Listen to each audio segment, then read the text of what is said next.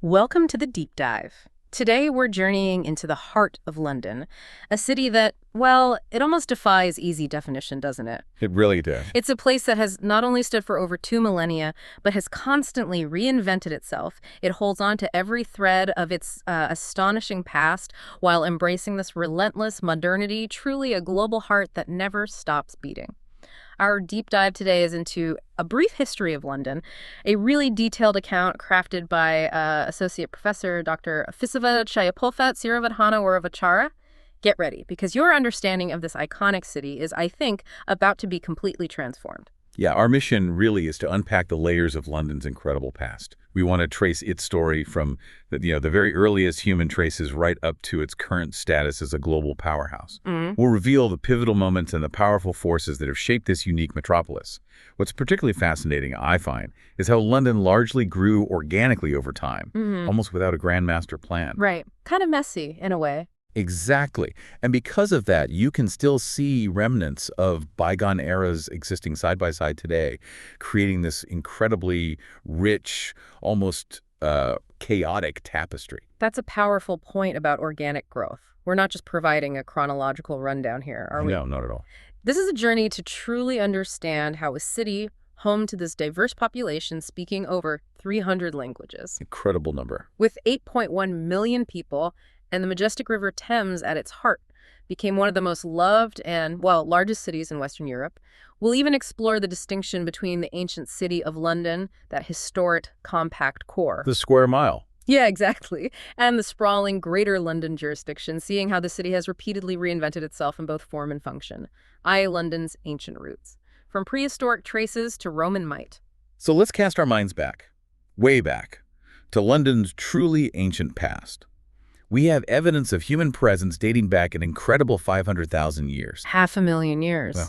Yeah, archaeologists have found flint artifacts tools made by early hominins, like Homo heidelbergensis, an ancient ancestor, predating Neanderthals. These finds reveal that the area around the Thames was a significant meeting place even then. Imagine that. And the prehistoric evidence gets even more intriguing. Human bones discovered in brick earth, dating back approximately 300,000 years, suggest the presence of Homo neanderthalensis. Neanderthals right here. Can you picture it? London wasn't this bustling urban landscape. It was a hot, humid forest, teeming with incredible animals like elephants, rhinoceroses, bears, even lions. Hard to imagine now, standing in Trafalgar Square. Right. Climate shifts eventually drove the Neanderthal population westward, altering the very ecosystem of the region. And later prehistoric finds continue to paint this picture of a dynamic ancient landscape. We're talking about things like a 7,000-year-old wooden platform found at Blackfriars Millennium Pier. 7,000 years old. Yeah, Mesolithic period, Middle Stone Age. People were still mainly hunter-gatherers, but, starting to settle. Then around 5,600 years ago, environmental changes like extensive forest clearances and draining wetlands led to more intensive human activity, early settlements building ceremonial sites. So signs of organization. Definitely. Oh. We've even found evidence of earthworks thought to be burial mounds for aristocrats or maybe local kings, and a long decorative wooden obelisk discovered right in the Thames. These weren't just random finds. They speak to a deeply spiritual, organized, early human presence. So after 500,000 years of this early activity, the landscape was kind of primed for a major turning point. And that arrived in 43 AD, didn't it? The Romans. Romans, yeah. They chose this specific spot for their new town, Londinium, because of the advantageous low, sandy, and marshy banks of the Thames. Just perfect for establishing a fine trading port. Absolutely key location. But it wasn't a smooth start for Londinium at all. It quickly became this thriving center, only to be famously sacked and burned down in 60 AD by Queen Boudicca's Ithini tribe. Ugh. Boudica, a fiery beginning indeed. Yeah, this wasn't just some tribal skirmish. It was fierce resistance that nearly wiped Londinium off the map. A real dramatic start for what would become such a great city. But that rapid rebuilding under Emperor Nero, strengthening the walls, constructing grand new buildings, that seems to foreshadow a recurring theme of London's resilience, doesn't it? It really does. Yeah. By 100 AD, Londinium was flourishing, a town of almost 25,000 people, quickly becoming the center of Roman Britain and a key city of the Roman Empire. It truly does foreshadow that. And despite its clear importance, no complete Roman town plan has ever been discovered. which is interesting. Really? So we don't know the exact layout? Not perfectly, but archaeological findings have revealed a good deal about its layout and key buildings. We have ruins, inscribed stones, unearthed objects like coins, pottery. Yeah. They point to a street plan with roughly east-west, north-south, and even some diagonal routes. Foundations show a magnificent vaulted building by the Thames, a grand hall, a temple of Bacchus, and what are believed to be the governor's palace and a banqueting house. So, all the marks of a proper Roman city. Oh, absolutely. Administrative, religious, social centers, all fortified with strong stone walls, encompassing a circuit of around 2.3 miles, which were extended by various emperors over time.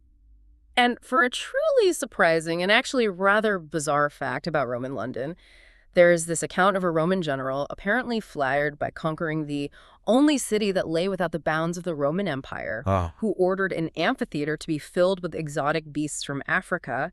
But then, after bread was given to these animals, a massive mouse infestation appeared, devoured the bread, and the poor beasts were starved. no way. By mice. By mice! It's a strange little anecdote that reminds us, I suppose, that even grand Roman plans could be undone by the most unexpected tiny challenges. That's brilliant. You couldn't make it up. Medieval London. Norman might, trade guilds, and the Black Death. Okay, shifting forward centuries now, we arrive at another truly massive turning point. The Norman Conquest in 1066. William the Conqueror, to solidify his new rule, built the majestic stone Tower of London on Tower Hill. Right on the edge of the city. Yeah, and this wasn't just a royal complex. It was designed as a visible symbol of terror and might, really intimidating Londoners into submission. Absolutely. And its prestige grew immensely. It eventually became the principal royal residence and treasury until the 15th century. Wow, for centuries. Yeah.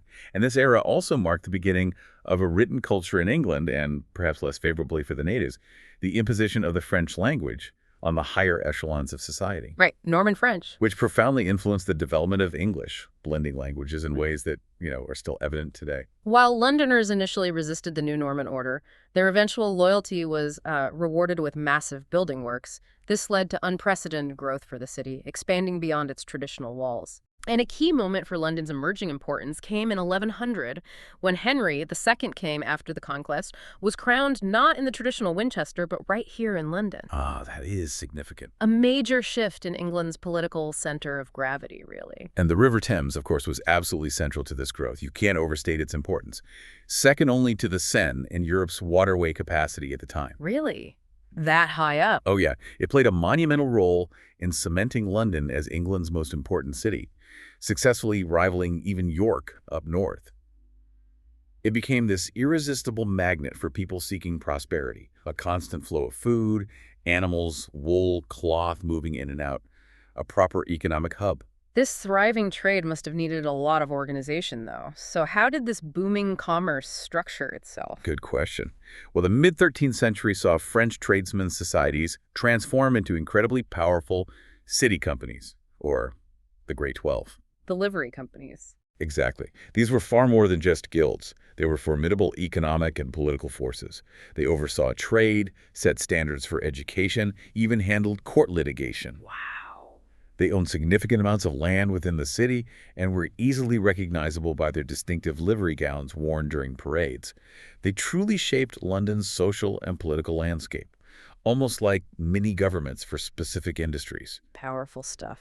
And an immense engineering feat of this period, a testament to London's growing ambition, was the construction of London Bridge, started in 1209. The famous one with houses on it. That's the one. A remarkable gated stone bridge with 15 arches featuring shops, houses, even a chapel built right onto it, essentially a bustling street in itself. Incredible. Tragically, though, many people drowned during its long and arduous construction, highlighting the human cost of these medieval marvels. All this sounds like unstoppable growth, but then the 14th century brought a devastating halt. On Sunday, April 24, 1348, a ship from the Black Sea docked at London's port of Queenhithe, inadvertently bringing the bubonic plague to the city through several sick sailors on board. The impact was just catastrophic. Modern estimates suggest London had a population of about 80,000 at the time. Okay. Close to half of them, around 38,000 people, died between late 1348 and early 1349. Half the city gone. Yeah. The city was utterly overwhelmed, roads filled with abandoned wagons, homes empty, corpses left in the streets. Mass graves became impossible. Horrifying scenes of barrows packed to bursting with bodies being taken to the outskirts. Unimaginable. And beyond the immediate horror, this fundamentally reshaped London's labor market. With fewer hands, surviving workers gained unprecedented leverage, challenging feudal structures, accelerating a shift towards wage labor and early forms of capitalism. So it changed the whole economy. Absolutely. Laid groundwork for future economic power shifts. It was a catalyst for social mobility that might have otherwise taken centuries. So this wasn't just a health crisis. It deeply impacted the city's expansion, leading to abandoned properties and, as you said, this big shift towards capitalism. London's overall importance declined for a time, and England found itself falling into the destructive Hundred Years' War with France. The plague was initially interpreted by most people as a God-sent pestilence, inducing immense fear, a constant thought of death, and a profound sense of human frailty. A truly grim period. 3. Tudor and Stuart London. Yeah. Renaissance, revolution, and ruin. So after the trials of the Black Death, what comes next? Well, under the Tudors, London truly burgeoned again. It spread beyond its old boundaries to encompass most of Westminster and new eastern suburbs with streets and dwellings. Right, really starting to sprawl. It became a vibrant national and international metropolis, a genuine melting pot. You had resident Welsh and Irish princes, Protestant exiles, Scots and Italian merchants, even a small community of Black people from various origins. This period also saw an explosion of print and pamphlet literacy. This made London writing increasingly a matter of accessible, cheap verse and, ephemera. So more people reading. Definitely.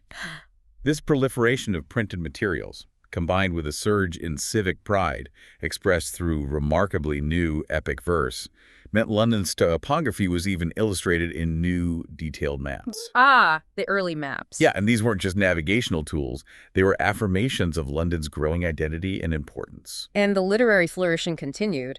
The Tudor period witnessed what is arguably the most remarkable public poetic activity of any city anywhere up until the great European revolutions. It really was a golden age for literary expression, accessible to more people than ever before. Wow. And the reign of Henry VIII, beginning in 1509, truly launched London into what can be argued was its greatest renaissance. Mm-hmm. Henry, then just 18, sought not just peace, but a glorious international reputation.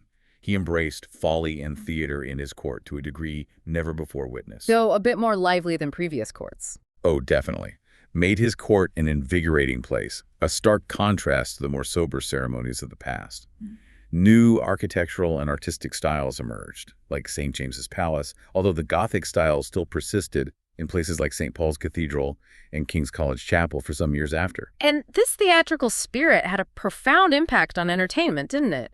The theater, as we know it, began to truly take shape. Yes. London needing a more tranquil form of entertainment than, say, bear baiting. Right. Slightly less bloodthirsty, perhaps. Saw the first successful public theater, the Rose, emerge on Bankside in 1550. Drury Lane followed in 1574, and then a number of others appeared. By 1576, with the introduction of indoor theaters designed to seat 400 to 600 people, where quiet and elegance were required. Different kind of audience. Exactly. It signaled that London's creativity and productivity were truly in full swing, giving rise to the great Elizabethan and Jacobean drama, Shakespeare's time. The Stuart reign, however, is branded in history for two cataclysmic events. First, the English Civil War in the 1640s. London was at the very heart of it all. It was the richest, the most populous, about 400,000 people by then. Huge growth. And the most important city in England. The kingdom's undeniable center of government and finance.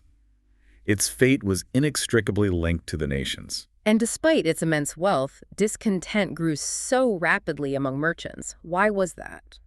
Well, it was largely due to the fall of trade monopolies and the king's desperate need for money, which led to new unpopular taxes like ship money. Ah, the taxes. Always the taxes. This fueled extraordinary high spirits among Londoners who were increasingly against both the king and the established church, really setting the stage for conflict. Okay. Then came the second catastrophe, the Great Fire of London in 1666, which added another laurel to London's head as a city of disasters. Quite the reputation. It began on September 2nd at Thomas Farriner's bakery on Pudding Lane, likely due to an unattended ember from the oven. Just one spark. That single spark quickly ignited the bakery's wooden beams, spreading with terrifying speed through the highly flammable, closely packed wooden houses of the city. The city authorities were Utterly unprepared for such a disaster, weren't they?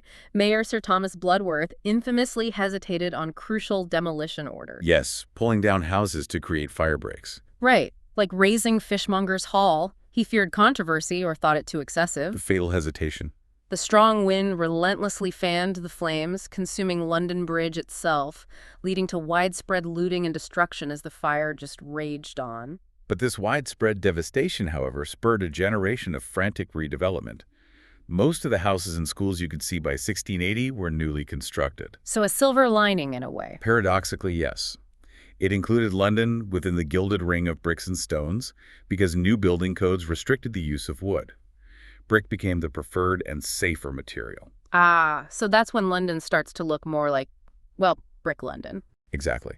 It wasn't just about safety. It was a fundamental shift in London's urban identity, transforming its appearance from a jumbled wooden city to one built with more uniform, durable materials, literally laying the foundations for its future imperial image. 4. Georgian and Victorian eras. Expansion, class, and culture. So after the devastating fire, London continued its remarkable transformation. At the beginning of the 18th century, it had around 600,000 inhabitants. So huge. But by the end of the century, it reached a staggering 1 million, making it Europe's largest city and, in a very real sense, a world capital. This period, Georgian London, was truly driven by urban expansion. And hand in hand with that expansion was the simultaneous rise of the middle class. This was really significant. Unlike before, where society was largely divided between the very poor and the aristocracy, this new class, fueled by commerce and trade, both consumed and significantly contributed to cultural life. This shift in wealth led to more complex, larger houses, reorganized interiors, and a new aesthetic that made a house an intimate shelter, not just walls and floors. More focus on comfort.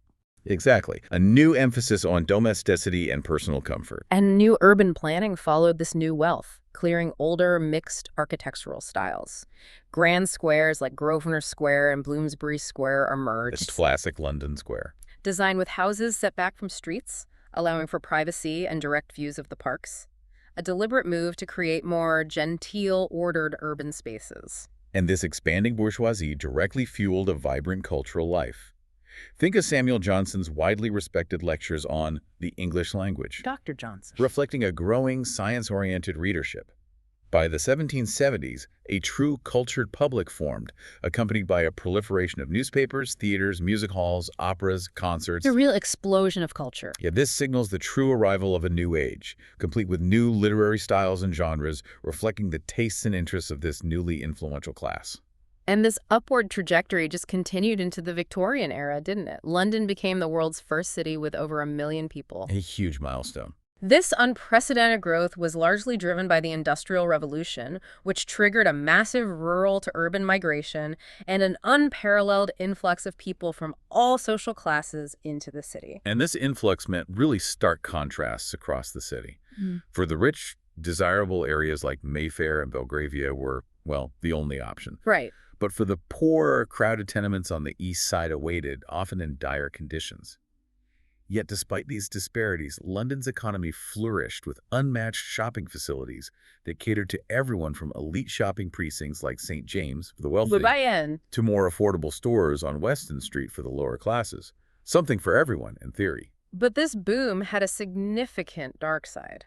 The desperate conditions of the industrial working class led to a flurry of social reform movements. However, the 1834 Poor Laws, which established the harsh workhouse system, they were, in many respects, vicious. Truly grim places. They required hard labor in return for food that was often too scanty for life, trapping people in a cycle of destitution.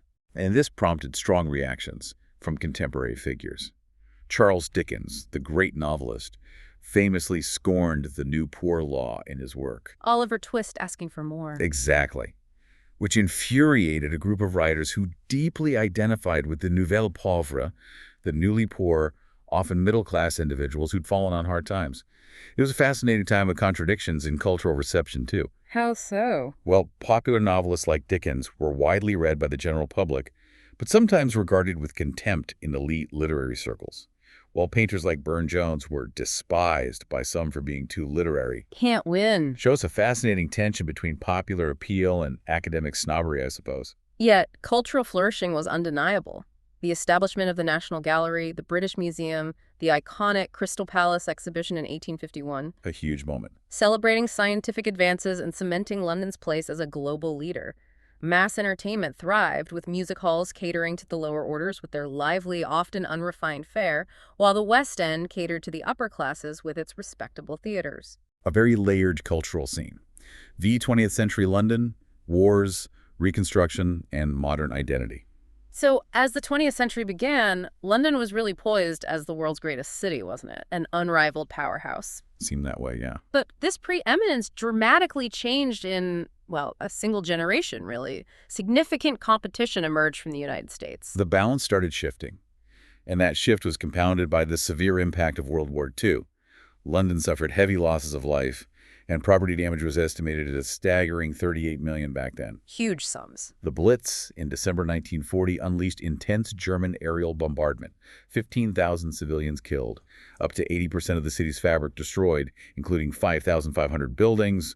Iconic landmarks like St. Paul's Cathedral, Guildhall were targeted. Even the underground at Bank Station was severely damaged. Utter devastation. So after that, how do you even begin to rebuild? Well, the entire post-war reconstruction became a major political issue. There were debates over creating a National Reconstruction Committee, discussions about rekindling empire-building fervor to reassert British primacy. Right, trying to recapture past glory. It wasn't just about bricks and mortar. It was deeply tied to national identity. I see. In the wake of the Blitz, a new London slowly emerged from the rubble. It actually took over 40 years for Paternoster Square, near St. Paul's, to even begin to take recognizable shape. 40 years, wow. This period saw the rise of modernism in architecture. Groundbreaking designs like Gilbert Scott's, featuring soaring glass and concrete towers that dwarf any pedestrian, symbolizing a new, stark identity for the city, a real move away from the traditional. But while these brutalist towers were initially designed as colossal free sculptures, grand and imposing, they often became shunned and feared places, didn't they? Eventually described as sick with Alzheimer's, with their concrete crumbling. Yeah, like forgotten memories. It's a vivid image. It suggests an architectural style that, despite its ambitious intent, maybe ultimately failed to connect with the human experience, became derelict, unloved. By the 1970s, London had turned, well, dark and drab, according to the source, its West End collapsing into disused construction sites. However, a dull but happy revolution followed, leading to the city getting smarter, more livable. How so? The Tube, its underground railway system, emerged as London's salvation. Public transport was reinvented through things like those designer-plaid tube maps, making the city far more accessible and efficient. Right, the tube map is iconic. This focus on public space and infrastructure continued. A second wave of clearing brought iconic new structures like City Hall, the Tate Modern Gallery conversion, the O2 Arena. Things that really captured the public's imagination. Exactly. And the London Eye, completed with the Millennium, became a kind of lens through which the city could view itself, marked a new era of urban planning and cultural landmarks that embraced modern design and purpose. Okay. Economically, London witnessed a significant post-war shift too. What's particularly striking is the virtual disappearance of brute industry from central areas. Like factories. Yeah. Old breweries, small workshops vanished. Once thriving sectors like newspapers in Fleet Street, only one remained by the century's end, or the wholesale fishmongers in Billingsgate. Completely gone from their traditional spots. So what replaced them? This created space for a dramatic increase in employment and banking, insurance, other commercial services. It was as if the globe had come to the river, now dealing with multicolored pictures instead of large bales of wool and brocade. A shift from goods to finance and information. Precisely. And this new global status brought a remarkable increase in cultural, racial, ethnic, linguistic diversity, making London one of the most multicultural cities in the world. Its life consists of multiple worlds, better defined by social relations than just geography or ethnicity. So less about where you live, more about who you connect with. Kind of, yeah. This fluidity and intensity of motion truly make London a theater of change, a place where diverse ideas and cultures constantly interact, creating new social structures and identities, always evolving. 6. Contemporary London. Global hub, contrasts, and challenges. In the early 21st century, after that period of economic stagnation in the 1980s, London staged a dramatic comeback, didn't it? Firmly reaffirming its status as a prime global city. It certainly did. This resurgence was fueled by a strong focus on business tourism and a recovery of global capital flows. Yeah, and this comeback was further cemented by the growth of information and customization industries, combined with a skilled workforce aligned with the knowledge economy. This confluence of conditions led to a flourishing urban life, seen in the widespread expansion of shopping, leisure, entertainment, cultural services, solidifying its place as a desirable destination for work and play. But this era also brought new, very stark challenges. On July 7, 2005, London became the first European city attacked by terrorists in the new millennium. 77 bombings. A terrible day. This tragic event led to heightened security measures, ubiquitous surveillance cameras in public places, and a climate of monitoring that impacted mobility and even, modulated social behaviors. And that raises an important question. How did this impact London's identity? Its famously tolerant reputation. The emergence of an indigenous Muslim community, sometimes associated with global conflicts, injected the cityscape with new tensions and a violent fringe. This, the source says, shattered the well-practiced tolerance of the city, leading to new forms of othering based on Islam beyond the traditional race or class divides that London had previously navigated. A difficult period. And around the late 1990s, London was aggressively marketed as a global city through films featuring its distinct landscapes, landmarks, part of that whole Cool Britannia myth. Right, Blur versus Oasis and all that. Critics argue this marketing tool ultimately failed because it abandoned traditional images for hippie and trendy ones, often ignoring the city's diverse immigrant populations, created a disconnect between image and reality. Interesting critique. And despite its global status, London is undeniably a city of sharp contrasts. It's an engine of growth, but also home to some of the country's most deprived boroughs.